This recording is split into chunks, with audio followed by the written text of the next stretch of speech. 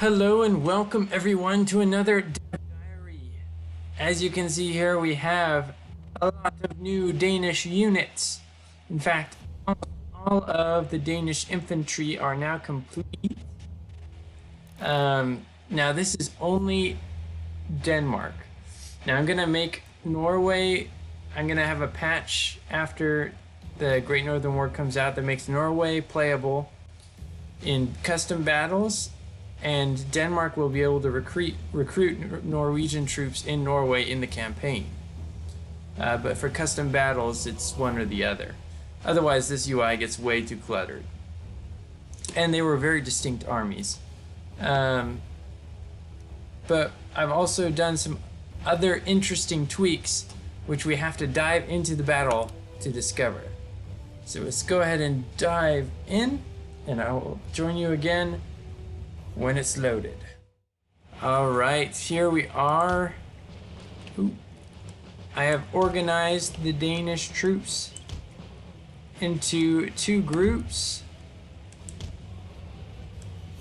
One in front of the other, although I'm not very good at drawing their lines. And so the first thing you might notice is that these formations are not as tightly packed as they have been in the past. I experimented with more tightly packed and less tightly packed formations. What I mean by that is how close each unit is to each other, and if how close they are in this axis from up to down from this orientation. If that's too close, units have a very hard time with pathfinding and getting into formation and ready to fire quickly. They take a long time jostling, trying to get into the right spots. And so I've extended this out a little bit to make units fire much quicker. Another change is units now have a range of 110 for regular muskets, and it goes up correspondingly for like rifles and light infantry stuff. But at 100, if they fire at max range, almost no casualties result. And so, for instance, here we'll actually leave these ones on fire at will. You'll see them fire a massive volley. Oh, the cavalry.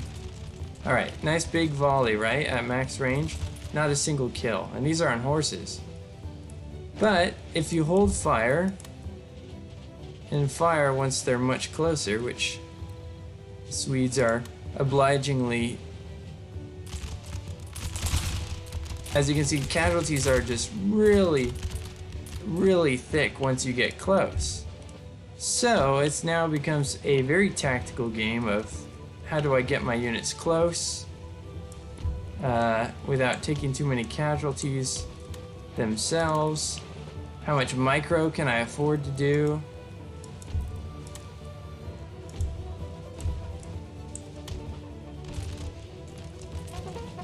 Another change is that square, unless it's set, doesn't really provide a huge bonus. It provides a small bonus, but once it's set, it provides a decent bonus, like a fairly good bonus. I also made the smoke just a hair thicker. I'm still experimenting with that, however. And we have some Danish units. So this is a cuirassier from Holstein, and then a lifeguard of horse. As opposed to Swedish lifeguard of horse, which is just one massive unit, the Danish can recruit two smaller units of lifeguard of horse.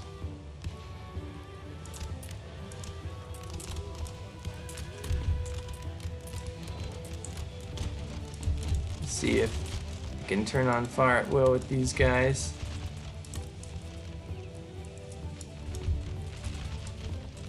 Whoa. Oh, it looks like we got another cavalry charge. But anyways, you definitely want troops to be stationary once cavalry is getting close. Cavalry now does a lot, especially light cavalry, does a ton of damage on their first hit. But after that point, they are a lot less effective in that they break very quickly. Alright, so let's watch this unit. As it begins to move forward, it begins to take actual losses, where they were firing back here and hardly taking any. So that means you have to play carefully sometimes.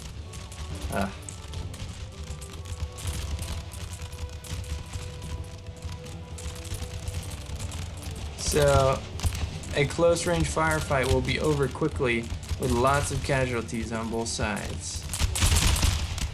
Yeah, that was an awesome volley.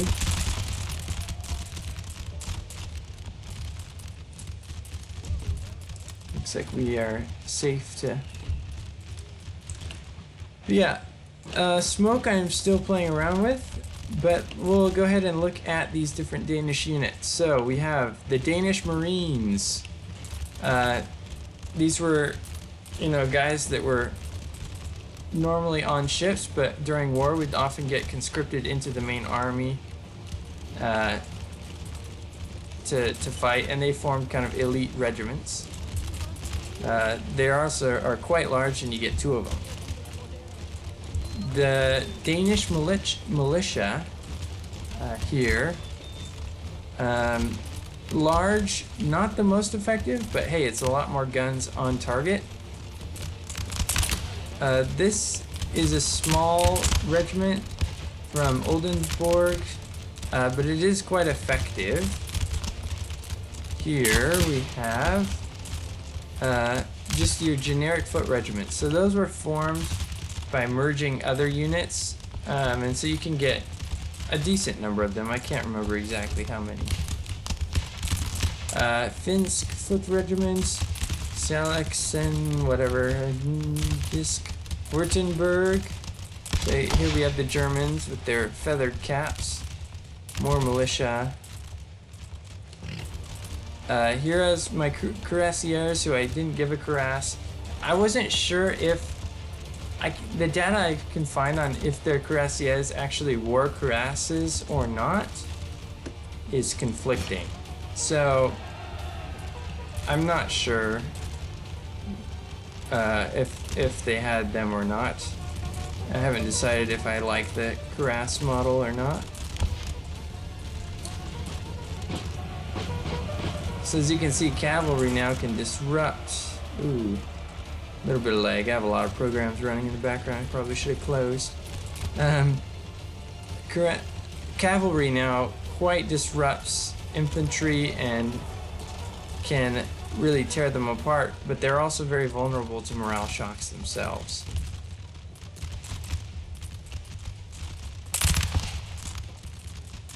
So yeah, that's some of the major changes in the mod.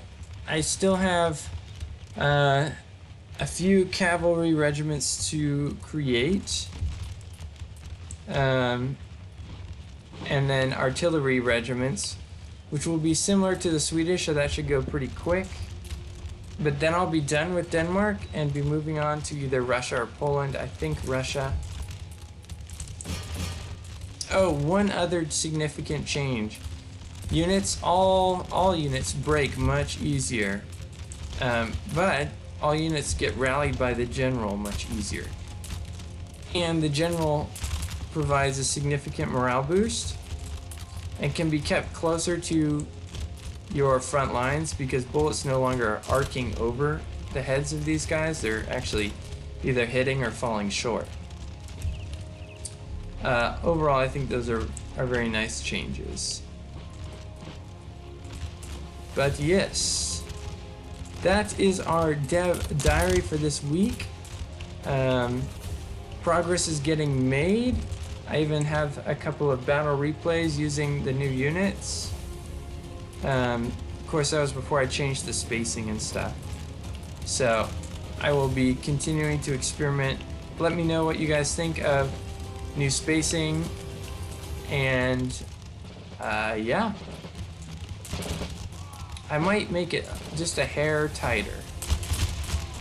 So as you can see, a close range volley absolutely rips through a unit. And that many losses that quickly will break or even shatter units.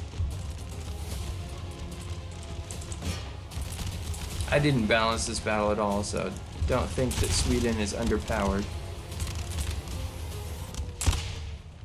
In a battle I played, I had 4 Swedish line infantry against 2 Danish players, and I killed more than I lost, which is impressive. Still got beat pretty bad, but I held my own. Anyways, enough talk. Let me know what you guys think. If you like these Dev Diaries, hit that like button. If you aren't subscribed, consider subscribing to always be up to date and catch some other cool battle replays and stuff like that. But until next time, have a good one, guys. Bye.